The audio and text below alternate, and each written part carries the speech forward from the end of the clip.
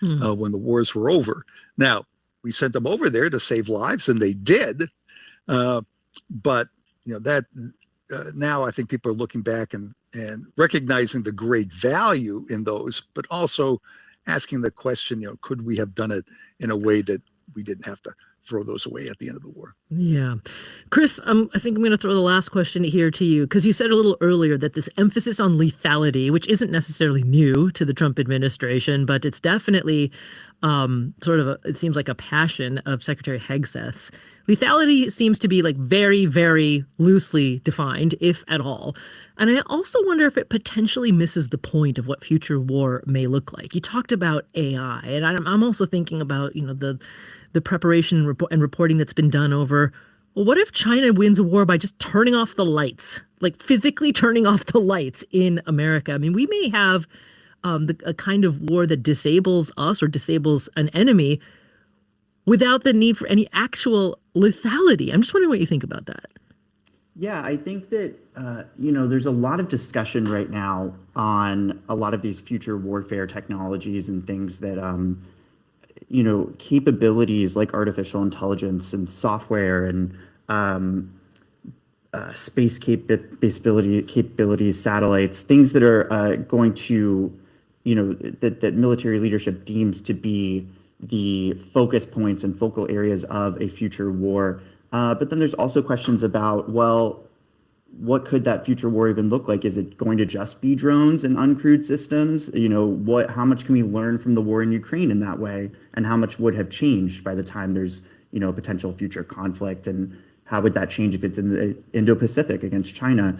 I think that there's a lot of growing and questioning and challenging. And at least from conversations I've had, whether that's Secretary Driscoll or General Rainey, they are aware, but also hyper-focused on examining that more and trying to figure out what the solutions are. Well, Chris Pannella, defense reporter for Business Insider. He's reported extensively on the Humvee and what comes next. We have links to his reporting at onpointradio.org. Chris, thank you so much for joining us today. Thank you so much for having me. And Colonel Mark Cancian, a 3-decade veteran of the United States Marine Corps, previously worked on force structure and acquisition in the Office of the Secretary of Defense and currently senior advisor in the Defense and Security Department at the Center for Strategic and International Studies. Colonel Cancian, it's been a pleasure. Thank you so much. Thanks for having me on the show. I'm Meghna Chakrabarty. This is On Point.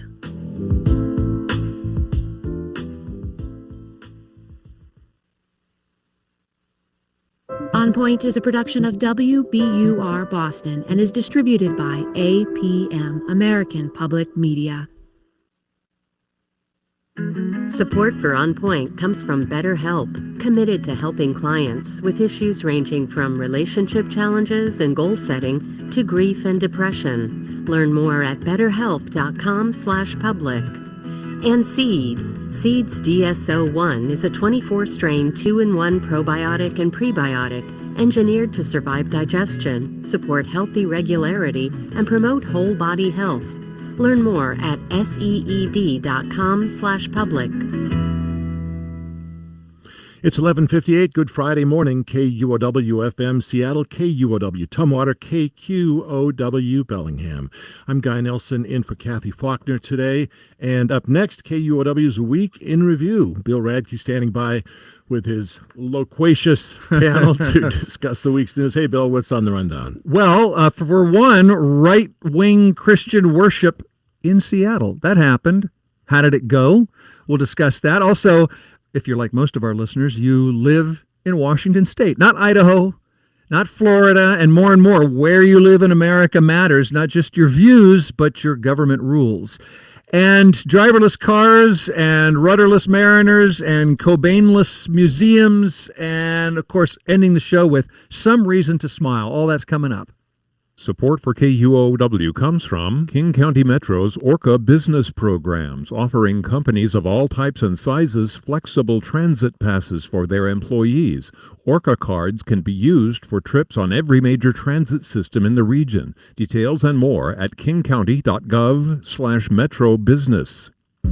President Trump wants the United States to build more ships. More ships means more mariners to drive them. I know if I go anywhere over there, I'm going to ground myself. I'm going to hit the bottom. I'm Conrad Risdall. We are going for a tugboat ride. Next time on Marketplace. Marketplace, the day's business news, 2:30 this afternoon. I'm Dyer Oxley, and let me ask you, do you like monstrous vampires? Or what about metaphorical vampires? I like a good metaphor. But let's not forget these sensitive, brooding vampires that just want you to love them. Turns out our neck of the woods has a bit of a vampire vibe, and on the latest episode of Meet Me Here, we're digging our teeth into the Northwest and its most significant vampires. Listen to Meet Me Here on the KUOW app or wherever you get your podcast.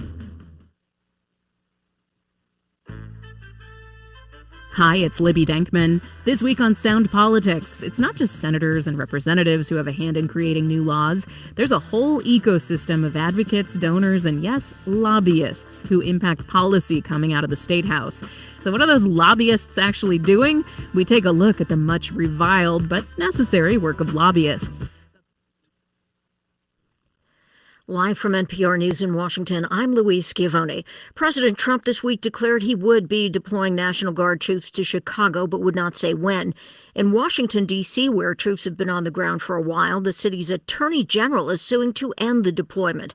That is in stark contrast to Mayor Muriel Bowser's pledge to cooperate.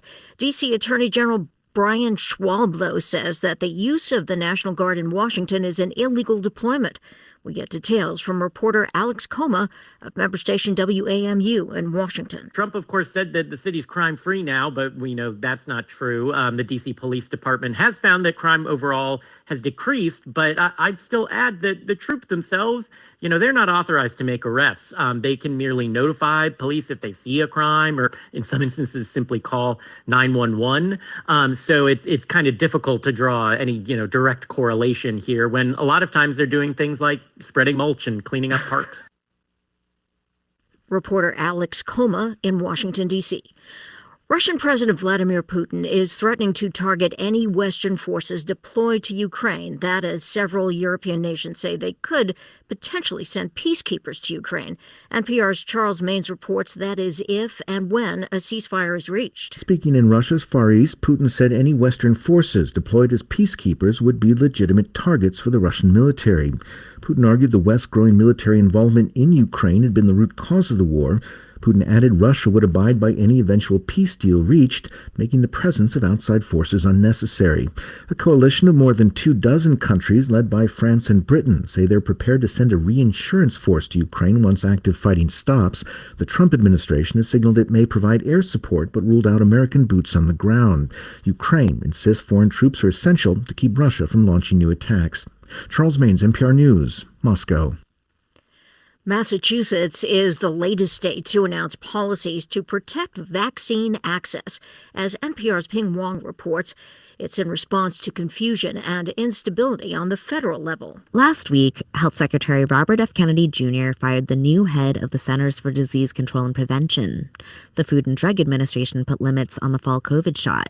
In response, states like Massachusetts are sidestepping the federal government with their own vaccine policies. Here's Governor Maura Healey. People have been calling pharmacies and not able to get appointments because of changes made by the Trump administration. On the West Coast, Washington, Oregon, and California have formed a health alliance. New Mexico is changing regulations so people can get COVID shots at pharmacies this fall. Florida is going the other way. The Republican leadership there is working to end all vaccine requirements in the state. Ping Huang, NPR News.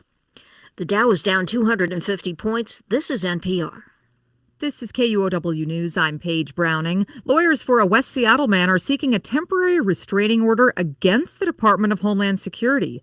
Alan Fitzatticone had been doing check-ins with ICE for 20 years and was detained during his latest one in July. His attorney, Jenny Pasquarella, claims he was unlawfully detained. The violation of due process here is so important and significant because if he had been given notice, he would have had time to pursue his legal claims against deportation. And only because of their unlawful conduct are we in this situation. He came to the U.S. as a refugee and was convicted of a nonviolent felony as a teenager. His lawyer says that court case was mishandled. His hearing happened this morning at the federal courthouse in Seattle. Former Washington State Senator Joe Fain will not serve on KUOW's board of directors. His nomination to the station's governing body sparked controversy when it became public last week. KUOW politics editor Kat Smith has more. Joe Fain was a rising star in the state Republican Party when he was accused of rape by a Seattle city employee in 2018. That allegation was the subject of a KUOW news investigation. Fain later lost his re-election bid to the state Senate. Now he serves as head of Bellevue's Chamber of Commerce and was briefly a nominee for KUOW's board of directors. In a meeting Thursday afternoon, an executive committee of the board decided to drop Fain's nomination. Members of the board did not respond to questions about Fain's nomination or their consideration process for new board members. KUOW's board oversees the radio station's finances. The newsroom is independent from the board. I'm Kat Smith reporting. Fain hasn't responded to a request for comment. A former Alaska Airlines pilot accused of trying to cut the engines of a flight has reached plea deals with prosecutors.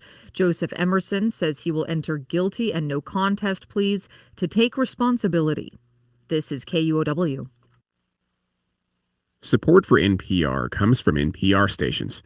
Other contributors include Capital One, offering their premium travel card, Venture X.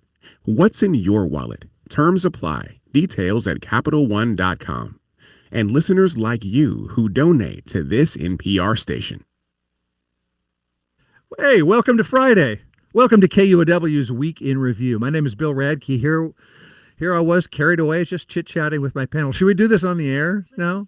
We should. Okay, good. So what we do is we get together and discuss what happened this week locally and what it might mean. We exchange takes on it all. And here with me today, my panel includes KUOW online editor, producer, and co-host of the Meet Me Here podcast, Dyer Oxley. Hey, Dyer. Good noon. Good noon to you, 12 bells. What is the Meet Me Here podcast? I know, but some people don't. And tell us about your latest episode titled Why So Many Vampires Love the PNW. We like to focus on all the reasons it's worth getting out of your house here in the Northwest. There's a lot of great things to do. We're a little artsy about it, and we all have our own beats. I am the pop culture nerdy guy, so you can guarantee that I will find things like the fact that we have 3 vampire conventions coming up into this area, 3 different vampire universes, but for some reason we have enough of a fervor for this genre to fill Vampire Diaries conventions and Buffy the Vampire Slayer nights and,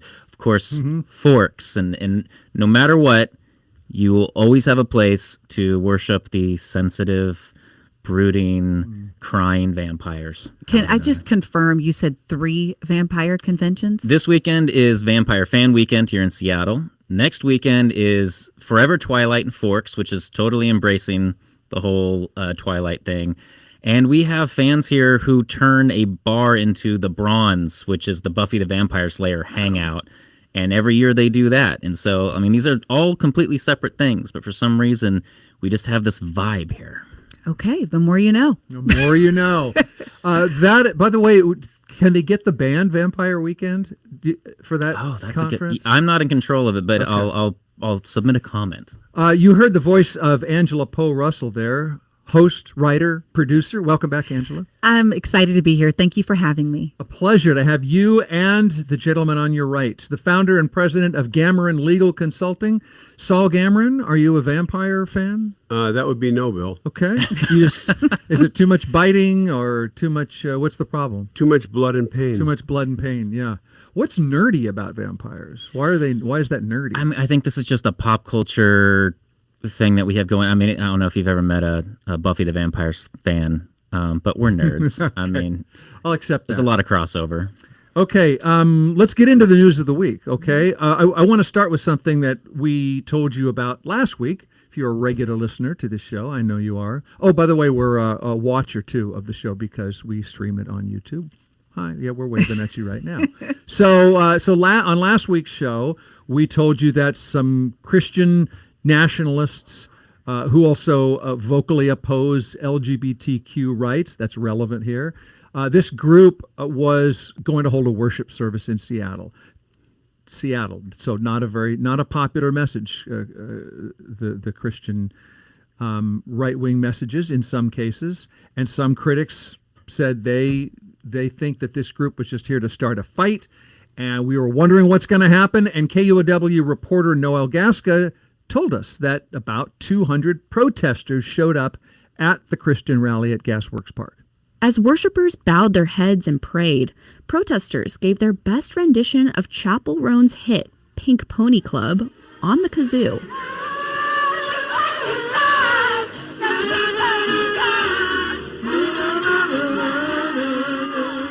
James Watkins joined and said they were happy to be at a protest built around queer joy and the reality that we're trying to protect, which is the ability to form community and connect with people that are whatever kind of people they want to be.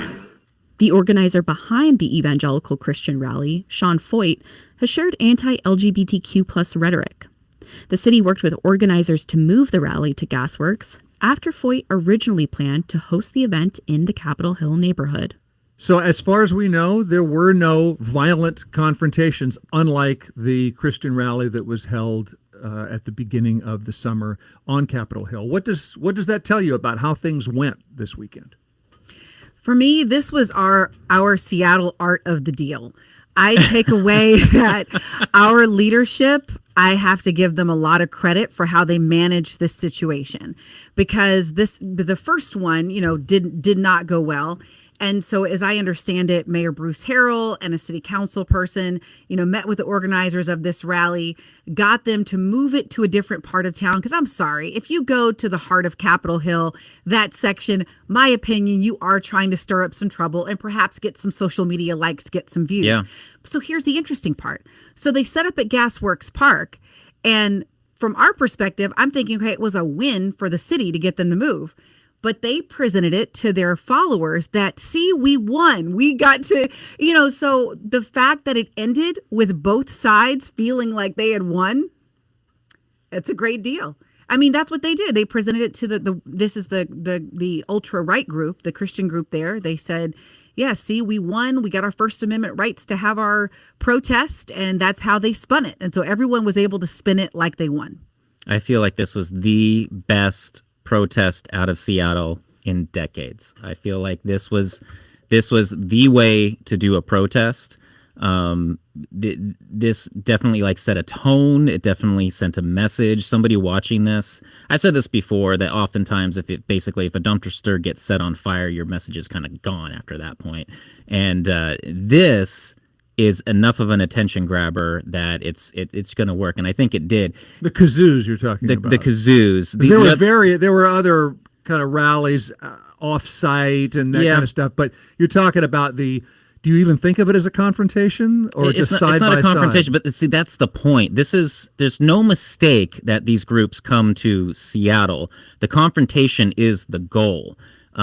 It's essentially, the more confrontation you get, the more headlines you get, and this all leads to making more money. These things are just, I don't want to go down the rabbit hole of this particular preacher, but this type of thing, it's part of the business model. Okay? Millions, to the tune of millions, right? And millions of dollars. There, you can look into. There's plenty of people that he has left behind him, including the former merchandising manager for the Let Us Worship group, the concert that came here, that have spoken out and have basically kind of cast a lot of doubt on what exactly is going on here. But I grew up in kind of this environment. This is what is going on. There's plenty. You grew up an evangelical Christian and household? that youth groups and things like that. It's kind of my background. There are plenty of groups outdoors in parks doing their own worship services.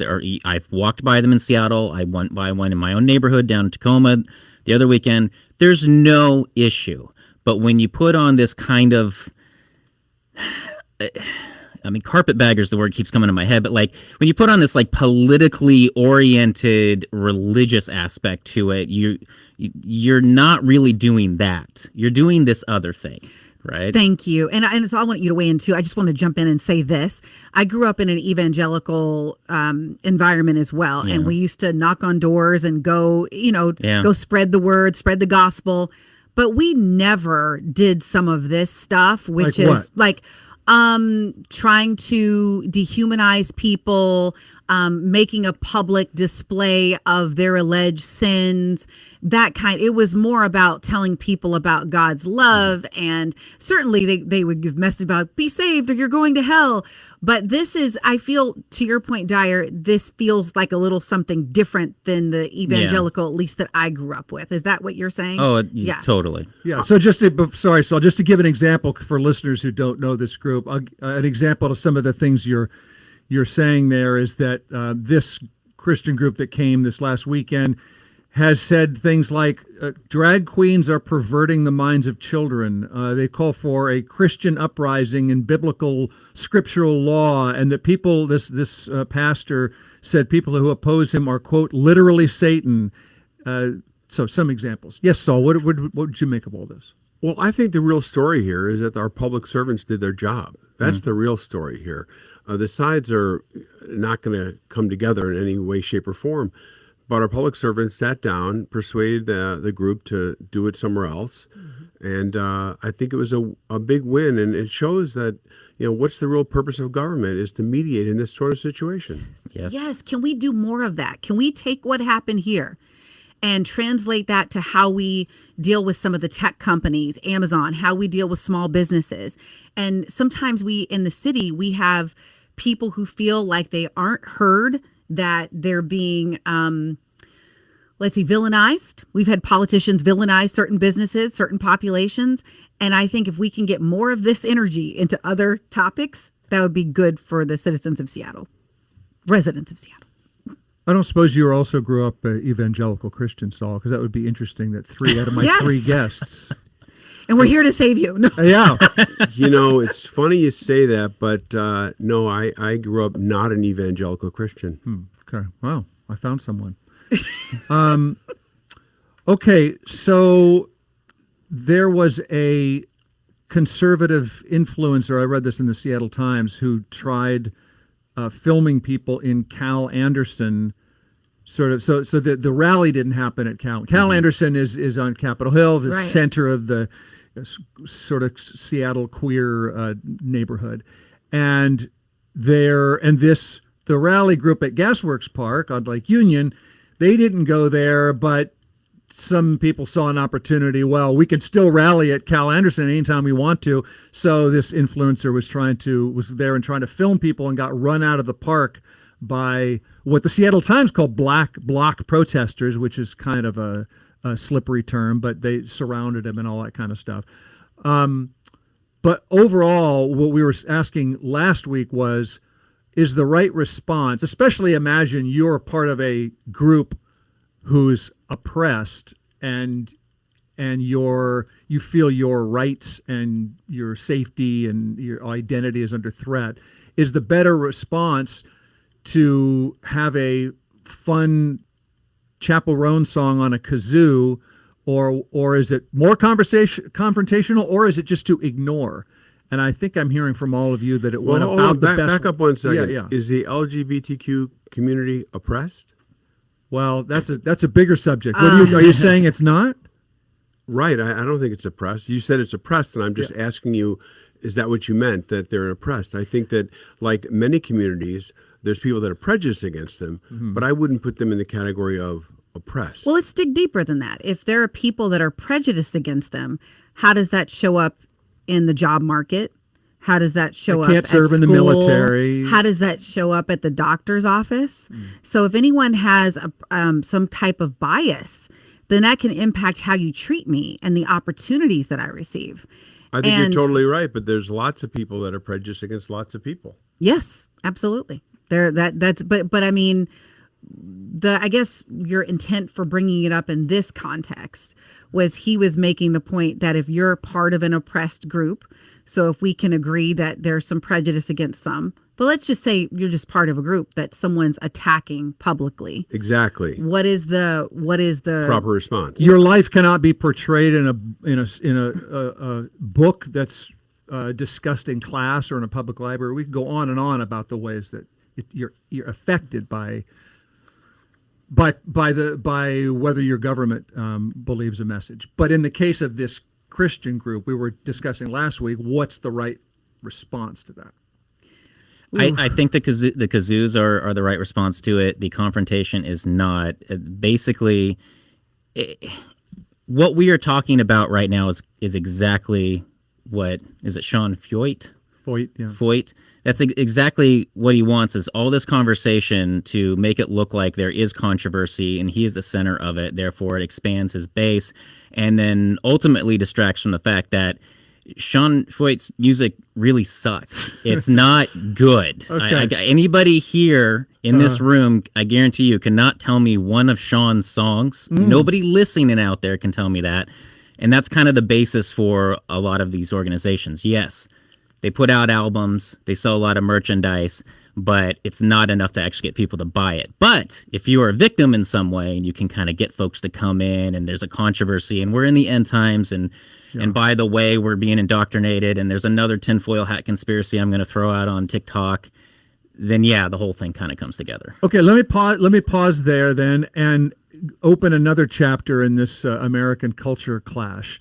This week, the governor of Florida announced an end to vaccine mandates, including for public school children, while the governors of Washington, California, Oregon, Hawaii announced a new West Coast Health Alliance to run our own vaccine programs. The Washington State Health Secretary, Dennis Worsham, says, "We have to do this at the regional level because the Centers for Disease Control is gutted." When we call at the CDC around specific topics, offices either don't exist or aren't returning phone calls to us. The U.S. Health Secretary fired the CDC's director, replaced the vaccine advisory panel with an anti-vaccine team. The West Coast governors say their new alliance will compile the data and make the rules about who gets which shots and communicate with the public so that West Coasters are protected by science, not politics. Does that sound accurate, that the Northwest and the West Coast approach is about science and not politics? Okay, I want you all to hear me because it'll sound shocking because I tend to lean a little left, but this kind of makes me nervous. I mean, I was already trust when it comes to an entity that is charged with giving guidance to us about what we put in our bodies and how we, do research. I mean, it's critical. Trust is important. And that has been questioned for the last several years. That trust has been broken. Shattered. It's been broken in some cases. And so now you have a group saying, well, we're going to do our own thing. And I'm like, that makes me nervous. And so Why does it make you nervous? Because I worry that as soon as you're trying to do it to counter something, it has a little residue of politics. Mm-hmm. And that's the part that makes me nervous. It's the politicization of it all. You have to have confidence. And I understand that no agency is perfect. And I hear I think I know where you're going with this, Saul, and maybe I should just let you speak on this. Well, I will. But I want to say that we have to go back to 2020 and where we were. And people were dying. And this is something we had not seen before. Many of us lost people that we know. And I'd like to think most folks in leadership were doing the best they could with the information that they had. At the same time, we do have a history in this country of the government doing evil things. And so holding both of those in this context. You mean like, and I'm talking about the experiments where you knowingly, like, I'm not saying that happened here, but I'm saying that distrust or mistrust in some communities comes from this historical place. Tuskegee Airmen, etc. All of that, all of that. Well, where the rubber meets the road really is, should someone lose their job because they don't get vaccinated? Should a child not be allowed to attend school because she's not vaccinated? Mm-hmm. That's the question. Mm-hmm. Governor of Florida has said, no, we're not going to require people to be vaccinated. They can decide what they want to do with their bodies. I happen to be pro-vax, but I also think that we shouldn't be prejudiced against people and not let them participate in the society. But can we go back, though, to where we were at that time? No. He opened... Well, no, we have to, because if we don't learn from it. I mean, if we go... I remember... Okay, I'm from Florida. We have learned from it. I'm That's from the point. Florida, and I remember when DeSantis opened the gates and said, okay, and everyone else was shut down, and Florida's like, open back up. So the pastor of my church there said, okay, we will do a small service for under this age group. I'll only have 3 singers, and that would be it. And guess what? One of the singers had COVID. He died of COVID. So the singer survived. And so that policy that to just open up and we shouldn't require, we didn't have a vaccine at that time, but the vaccine helped us. And so do we then go back and Monday morning quarterback and say, we shouldn't judge or decide what people put in their bodies. Historically, we have done that before for community safety. Going back to George Washington. I just don't think you're taking into account what happens when society, masks up and requires vaccines and doesn't let people work and all this sort of stuff. And I think that Florida showed that it can work that way. And now, again, I'm pro-vax. I think we should be vaxxed. I'm vaxxed. I just think that, what we did to our school children was terrible. It turns out school children don't get COVID very much. And it turns out that, we totally didn't do it according to science. So I'm not just I want to put a pin in that. And yes, listeners, I'm aware that school children can carry and transmit a virus to people who are vulnerable. And you're aware of that, yes, Saul. of course. We're not doing a public health show. It's a live chat show that's hard. I cannot run down every statistic on this. Of course. I want you to continue, Yes. but this is a hard discussion to hold. Yeah, I didn't mean to go down a rabbit hole. I'm just saying that I think that the issue, if I understand it, that you're raising is the governor of Florida said, we're not requiring vaccines. And what do we think about that? And I think it's okay. And they would do that at the same time that they're saying we want to go in your doctor's office and tell you what you should do with your body. So on one hand, we want to tell you what to do with your body. On the other hand, we don't. What do you mean? So which one is it? What do you mean? Well, he just said, this is the what's his name? Not the governor of Florida, but the Surgeon General. The Surgeon Florida, General said, why should we tell you what to do with your body? But then when it comes to abortion, we want to tell you what to do with your body. So which is it? Well, that's so an it easy makes one. this decision feel very political. That's an easy one because Sorry, in the case of abortion, it's not just you. There's also a fetus involved. So in case of vaccine, it's just you. So that's pretty easy to And where is the fetus? And where is the fetus? Yeah, that's not, where is the again? I know Dyer, that Saul is help us out. aware that a decision that affects public health affects Other people. affects other people as well. There's Sure. just different shades of this. Exactly. Yes. Okay. Dyer, Yes, help Dyer. us. My level of medical expertise is probably on the level of like Dr. Spaceman from 30 Rock, so I'm not about to weigh in on a lot of that. However, don't knock 30 Rock. I'm not knocking 30 Rock. Medicine, it's not a science. Anyway, the fact that they don't require the vaccines in Florida, I think we should distinguish that doesn't necessarily mean that people won't get them. Totally. That you still have doctors there, and I'm assuming the doctors have degrees in education, which will lead them in, the right direction. For now. But this is the end of mandates for a kid doesn't have to have a measles shot and whooping cough and tetanus and Hep B and all that kind of doing away with requirements for public schools. So having said that, there is this other aspect of this to me that is I'm more concerned about with the CDC and its policies in place. As it was a little more cohesive. We were united as a nation, and everybody was working on with the same rules and everything. And if we just start slicing and dicing, which seems to be the Trump administration's preference, like they did this with the abortion issue that we just brought up. Oh, it's all back to the states now. Well, if we're just going to slice and dice, it's another one of these, united we stand, divided we fall type thing. It makes us a little bit weaker on these issues. If this state's going to go their way and that state's going to go their way.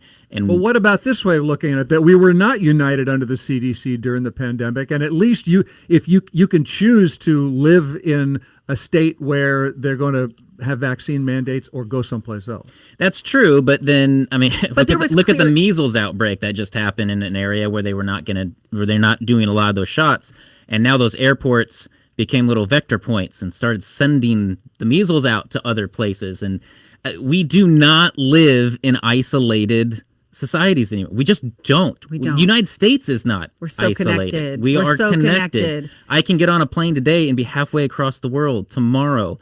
And that's the way our economy works, our trade works. That's just the way, we have to get past the point. And by the way, The world has never been that way. Okay, my first name is Richard, after Richard the Lionheart, named after all the lions that were indigenous to England. Right? We got around this planet for ages. It's never been that way, and you have to realize that reality. So yeah, united we stand, divided we fall. There are some things that we just have to be united on, and in this case, the point I was kind of getting at, the thing I'm more worried about is when the CDC starts messing with its own schedules here and everybody's kind of doing their own thing. How is this going to trickle down into what insurance pays for what states are going to be allowed to do which shots?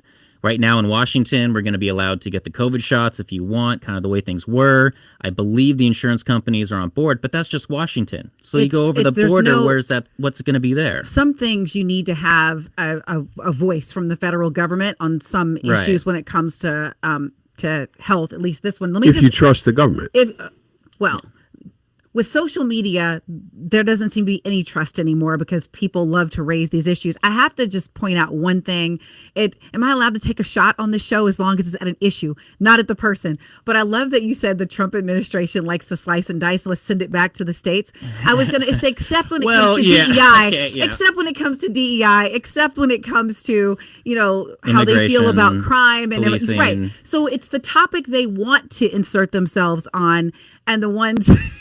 Very good point. I had to just take that shot. And it is worth noting, we talk about trust and all that. There was plenty, I just want to acknowledge, there's plenty of reasons why folks had trust eroded during the pandemic. That mask issue is the one that always lingers with me at first. Yes. The mask, don't worry about them. I know surgeons wear them, but you don't need to wear them. Why are the surgeons been wearing them for years now? Oh yeah. Oh, by the way, masks are okay now. And the cloth ones, the cloth ones are better than nothing. It was kind of like this back and forth.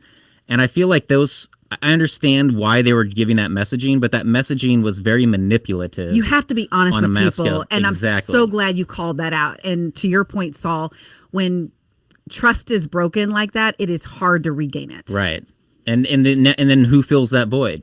An influencer on Instagram who you don't know who they are, but you can't scroll your way to like truth and trust. It's got to be done over time, and it's going to take time for this to. Can we snap that on Brainy Quote or something? You can't scroll your way to truth.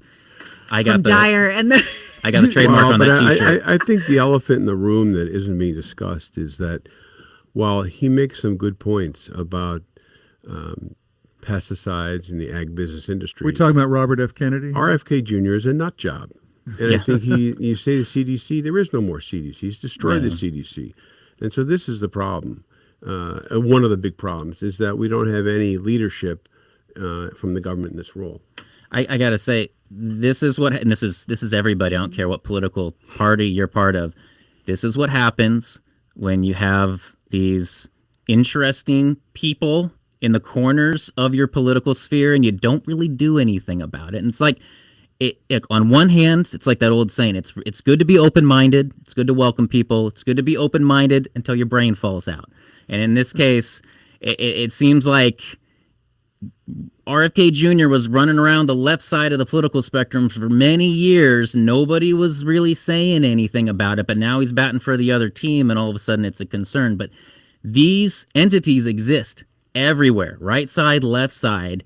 And I think that's a big part of why we end up with a lot of the issues that we have today is nobody's really dealing with that. They're just ignoring it when it's in your own house. But then when it becomes a problem, it's usually too late. Now we got a guy who thinks, I don't know, he sees bear cub roadkill and thinks that looks like an interesting thing to eat. So better prank. So the world got to meet Uncle Robert. Right, exactly. It wasn't just Uncle Robert that sits in the back.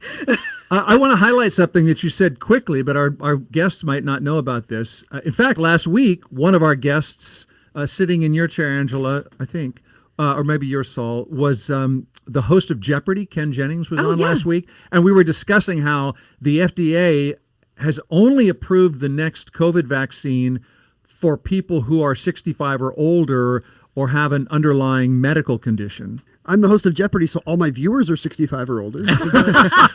I plan on getting the vaccine next week, and I'm afraid that pharmacists are worried about their licensing, are going to start asking me which of these conditions I have. And luckily, it's a long list, and I feel like I could plausibly pull some of them off. Really? What are you thinking? Well, physical inactivity is on the list. Really? Yes. Like that is an underlying condition still. Already at the loopholes. I like it. Wow. Yeah. That's my underlying down condition. I did not know that lack of exercise is an underlying condition, can get you a shot. So I don't know whether Ken got his shot, but our state health department, as you alluded to, Dyer, says that, yes, Ken Jennings can get a jab, and so can you. KUOW reporter Eilish O'Neill told us about our state's new standing order. The standing order means that pharmacists, nurses, and other healthcare providers can give the COVID vaccine to everyone 6 months or older, including pregnant people.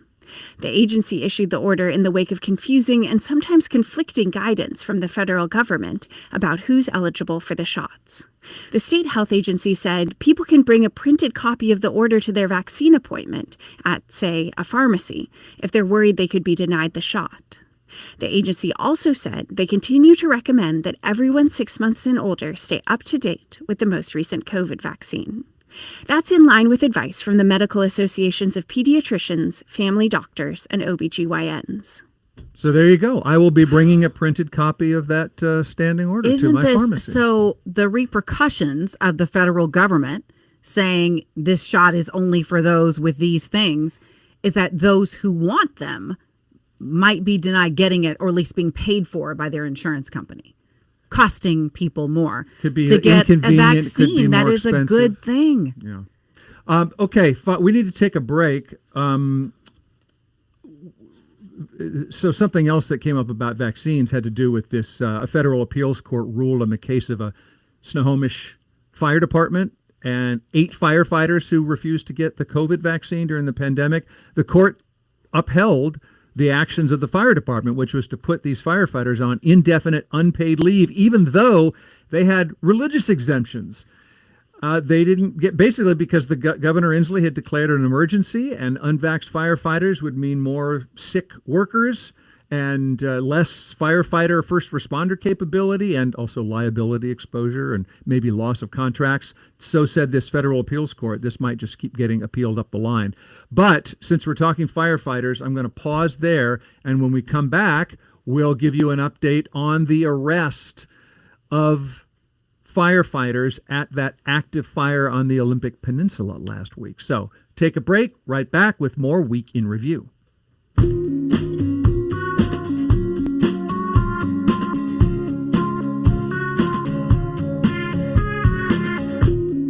Support for KUOW comes from Eco Design and Maintenance, family-owned and specializing in start-to-finish exterior design using materials and methods that help to reduce environmental impact.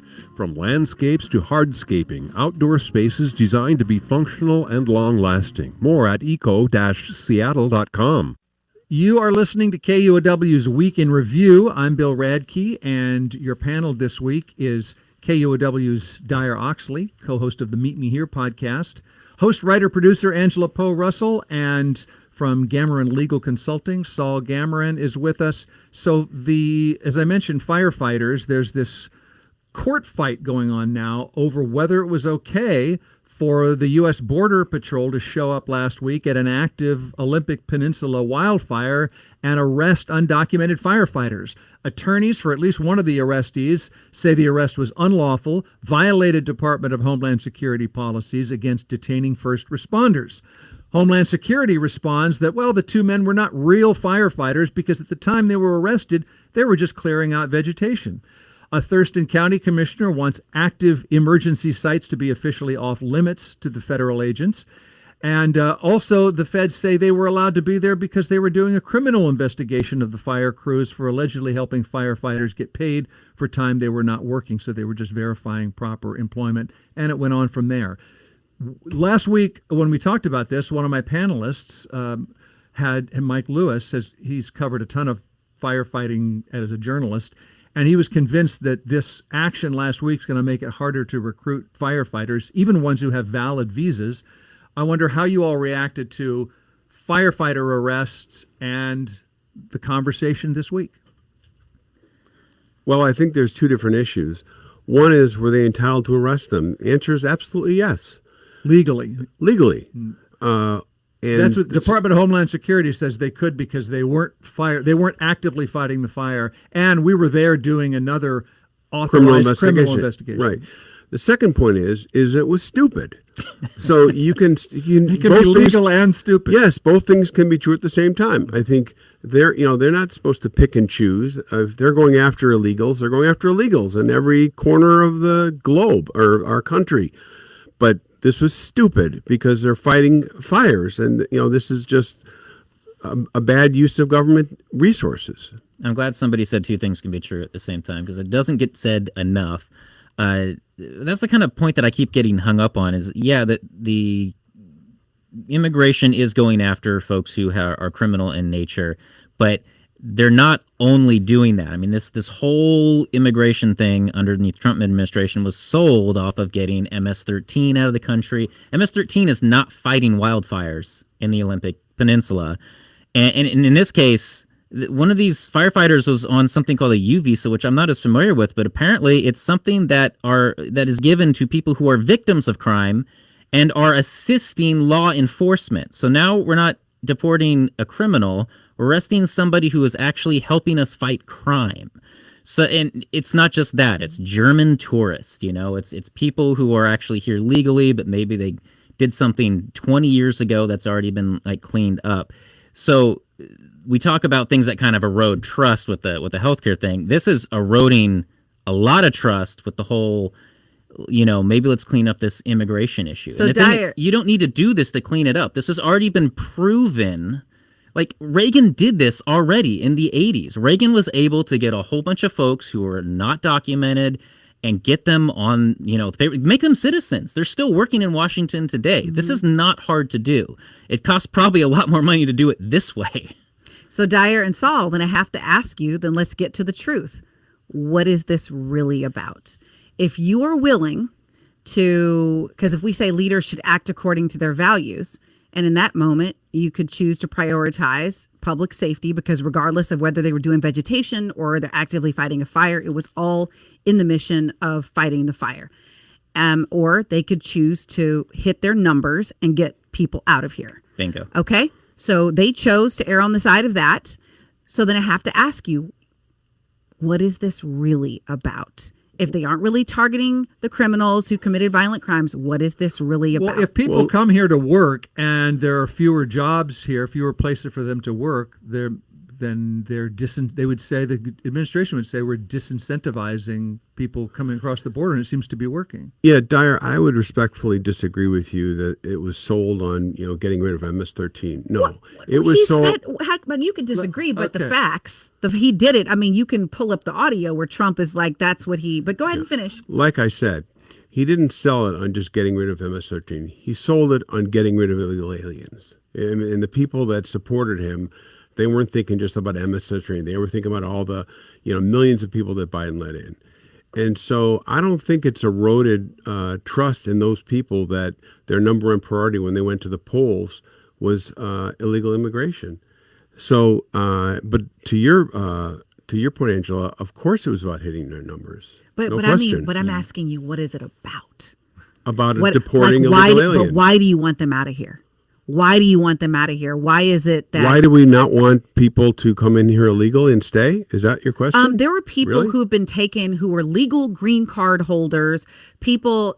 So we've heard many stories of folks that were there for their hearings, getting arrested. They've gone through the process legally and still being targeted and detained. So that's why I'm asking, let's look a little deeper. What is this really about? What do you think it's about, Angela? You're right. You want to make me have that answer first? I think it's about scarcity mindset. So I kind of what you brought up, more jobs for Americans, whatever that looks like. And I think for some, it's driven by racism. Straight up. I think that when you look at the numbers, you have more people of color coming in. And I think some people don't want that. I think it's another instance where two things can be true, but it's also where 3 or 4 or 5 things can be true. In this case, absolutely. Go ahead.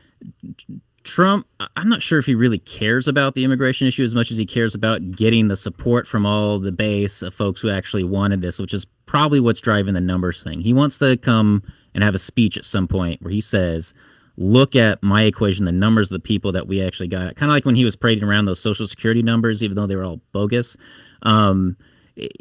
He wants to be able to have that speech and be able to say, this is what I did.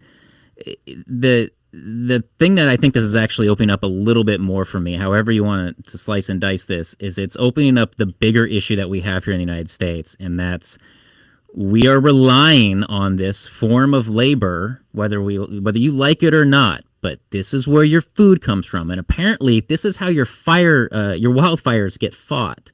Is we are relying on your homes get built. This is how your homes get built, and if you're worried about jobs for America and so forth, well then.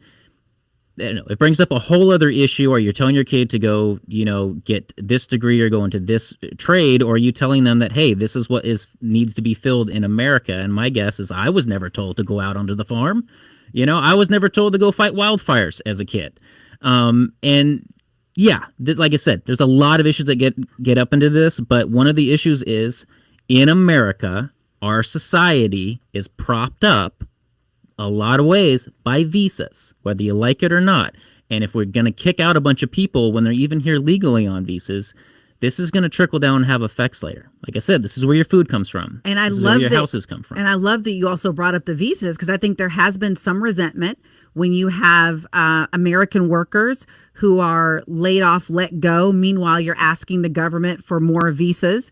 J.D. Vance brought that up, and that's one of those situations where the stories check out. They have absolutely done that. Okay, and I've got to do my job, which is to keep us focused on regional issues. We're having important. This is at Microsoft. This is local. So I get your point, but yeah, it absolutely is local, considering we're a tech city. I'll argue that. Yes, agreed. And speaking of being a tech city, we're less and less of one, because I wanted to bring up that part. The news this week, yet again, of job losses. We got layoffs. 100 Seattle workers at Oracle. They're laid off in November. That's after 160 gone last month. Salesforce just dismissed 93 employees, Seattle and Bellevue. We all know about Amazon, Microsoft. A lot of this is because artificial intelligence. And I think a couple of you brought this up, that this is on your minds. It just feels like we're in this perfect storm. At the same time, at one moment we have there's a shakeup with immigration and people being deported. We have inflation. We have the interest rates. And then we have AI happening. Massive layoffs at the federal government level, whole restructuring. And then you have AI happening at the same time, where people are now able to use this technology and not have to have as many workers. So this is a perfect storm of predicaments that I really worry is going to hurt a lot of people and hurt our economy. Okay, Saul, my question, because I think you brought this up as well, job losses. You wanted to talk about this. So let me just set you up you can give me an opinion on this or go somewhere else. There's been a lot of complaining about this region becoming less and less affordable, more and more congested. But there are business cycles. I don't know if there's an AI cycle. Maybe that goes one direction. But could you argue that this is look, if we think Seattle got so expensive because of the high salaries and it changed in ways you didn't like, could this be a good thing, that this letting some of the air out of the Seattle boom? Well, I wouldn't use the word good, because when people lose their jobs, that's a painful experience. Yes, agreed. But I would say this, unlike the rest of the country, Microsoft, spared us any of recession. And then following that, Amazon spared us from any recession. So the Northeast was hit heavily, and other parts of the country hit heavily, but we weren't damaged. So now with AI, what it's really doing is it's causing workers to be 20, 30% more efficient. So you need 20, 30% less workers. It's that simple. And so is it possible that this rebalances it? I think it will. Because I think it's going to drive costs down. It's going to drive housing down. It's going to drive a lot of things down, and it's going to drive unemployment up. By the way, if you own a house, this is not what you want to hear. If you were counting on that house for your retirement or something like that. Yeah. It is what I want to hear, however, because maybe then it can be brought down to my level and I can, get in there. Yeah, that's why I asked. But I would imagine, though, there would be a big impact on small businesses, because we've had so many small businesses do really well because they have workers with lots of money who can spend that money and go out to dinner and patronize their establishments. So I worry about that. The really sad part of this is I feel like downtown Seattle is showing so many signs of life. It is so, I don't know if you've hung out there lately, but I love being down at the waterfront. I love going out to the theater down there. We still have some problems. And so I worry that this is starting to happen at a time where we're just starting to get our legs back under us. So, I mean, what you're thinking, there's vacant office space, and even if it's above the street level, you think that's going to make give Seattle a worse street experience? If they're vacant? Yeah. I mean, I think vacant is always can be challenging for a community because you can have people set up shop there and graffiti and all the things. Mm-hmm. But here's where I think the city could have done a better job when Amazon was giving us so much success and Microsoft, Saul, being able to create housing for the middle class, for the firefighters, for the nurses, for the people, so that you had people living in the spaces. So I hope that whatever these vacant spaces that are left behind by some of these companies, that we can reimagine those as living spaces. I know it's been done before. And let's get people living back in the city. It really is a great place. It has some warts, and I hope whoever wins this next mayoral race, that it's not just talk, but actually doing the work of cleaning this place up. It's worth it. Well, you said perfect storm, but I think if we throw out Ann Davidson and Bruce Harrell, the perfect storm will have arrived. Can I say I agree? It's so funny. I just have to be honest with you, because I spent so many years as a reporter. I'm not used to giving my direct opinion on stuff like this. So It always makes me shudder. But I would say if I'm just looking at policy, it does concern me, because I think that anytime you go too far one way or the other, it's never been great I've been living here a long time to see the cycles. And I think we have turned a corner the last few years. We have turned a corner. So we talk about cycles. And I'm just going to throw out there gold mining, logging, World War II, aerospace. This region has always had these industry cycles, and this is just the next one to come along. There'll be one coming along after this. AI is, don't get me wrong, is a big disruptor. It's a lot of people are going to either lose their jobs, but a lot of jobs are going to be changed because of it, right? I don't know if anybody knows the term Luddite or where it came from, but it's an industrial revolution thing. Mm-hmm. I won't go through the whole history. It was folks that didn't want these new machines coming and taking their jobs. So the machines came and took their jobs, but the machines came and became the new jobs that people had to work with. And created new jobs. So we're going to have a time where I would suspect where things are going to be a little painful rolling over. And yeah, AI is going to start coding our websites and things like that. But, you know, it might also be something somebody uses to, help, build I don't know. Maybe we'll become the next hub to make Waymo taxis. Maybe that will be our next. Maybe that'll be our next industry. I 100% agree with you. I do think new jobs will be created. I am worried about, I'll call it labor and delivery. Like labor and delivery. I'm worried about this transition period.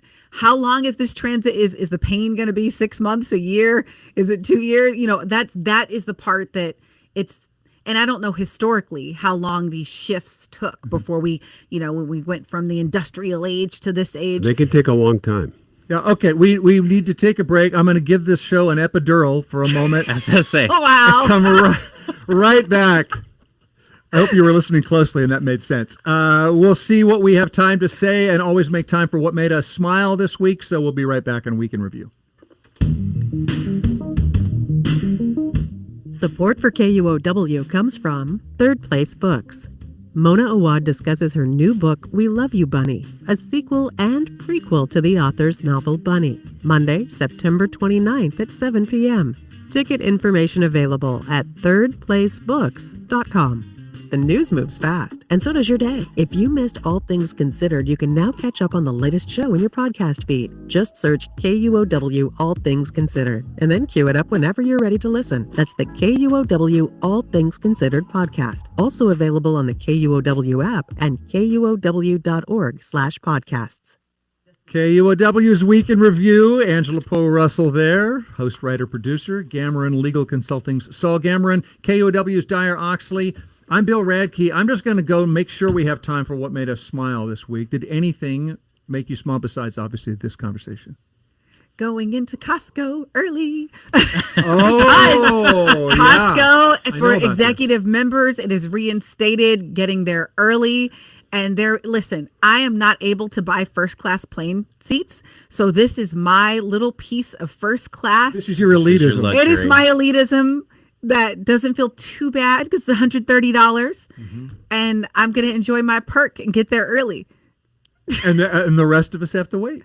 Pretty much. Okay. Anything else? So, two things happened last night. The NFL season started, and the Dallas Cowboys lost. That made me smile. We agree on that. Okay, congratulations.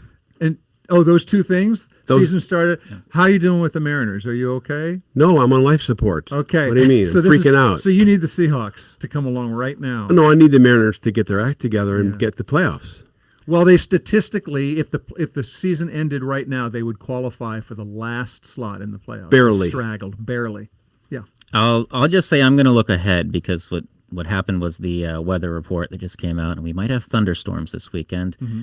I am truly Northwest, and that makes me very happy to hear. I'm looking forward to our thunderstorms and some rain. But not the lightning that makes the thunder and also sets trees on fire. Well, yeah, okay. If you got to be sour about it, just the smile. Yeah. Sorry. So this is the smile. I like thunder and lightning and Fleetwood Mac, and so let's good thunderstorm weekend. Good. I'm happy for you. What made you smile? Well, I need to ask you whether I should smile at this or not. KUOW reporter Noel Gasca told us about a change coming to a boat near you. For the next 6 months, Washington State Ferries is piloting an updated pet policy and allowing dogs on leashes in all passenger areas, except food galleys. The change is welcomed by Bridget Igo, who was traveling on the passenger ferry Walla Walla with her 2 daughters and the family's 2-year-old Aussie doodle, Junie. It's wonderful because she doesn't like being in the car.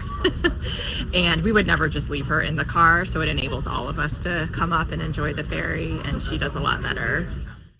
Smile or not smile? No. What? No. Yes. No. Well, I'm an avid. I mean, I take the ferry every day from Vashon Island. Okay. So you have a stake. You have skin in the game. I have skin in the game. Mike, can I just say something?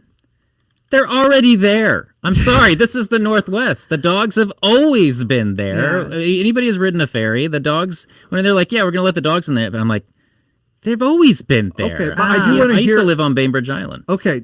I didn't get to hear your point about Vashon. My point is I've got no problem. I love dogs. You love Who cares? I love dogs first. My thing is you should have a section that is dog free because people do have allergies and some people are really scared depending on the dog it is. So just other than the food area, I think they should have a pet free zone. So if someone's allergic, they can sit there. I can't argue that point, but I'll be real quick. I'm just going to say, if you allow kids everywhere on the ferry, you should be able to allow the dogs anywhere on the ferry. You're comparing and I kids just to had dogs? a son. It was exactly what I was saying. People get so offended when I say this. I'm sorry. I just had a kid. I've had a dog for years. I can't tell the difference. I'm sorry. Everybody got mad at me when I likened these experiences. You're picking up their waste either way. You're putting one in a crate. You're putting another in a playpen. One is more interesting to talk to. I'll let you decide. I look forward to your letters, and you can email me at Bill Radke. Hey. The kids grow up, though. They grow up. And when know, they take that's care of the you. problem. They grow up.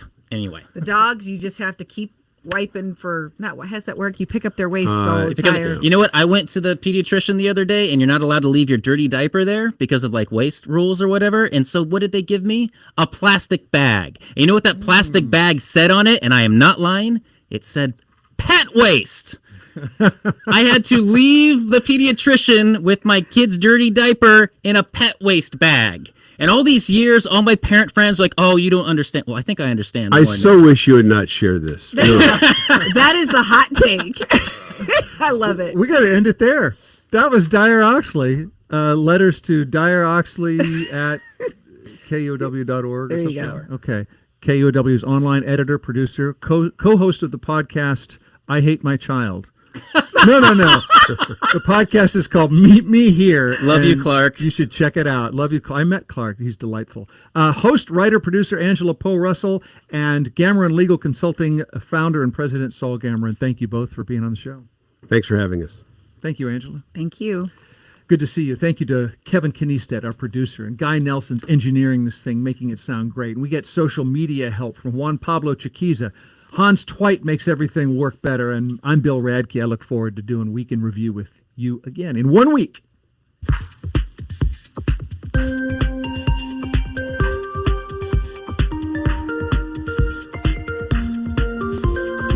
Support for KUOW comes from Jazz Night School, an adult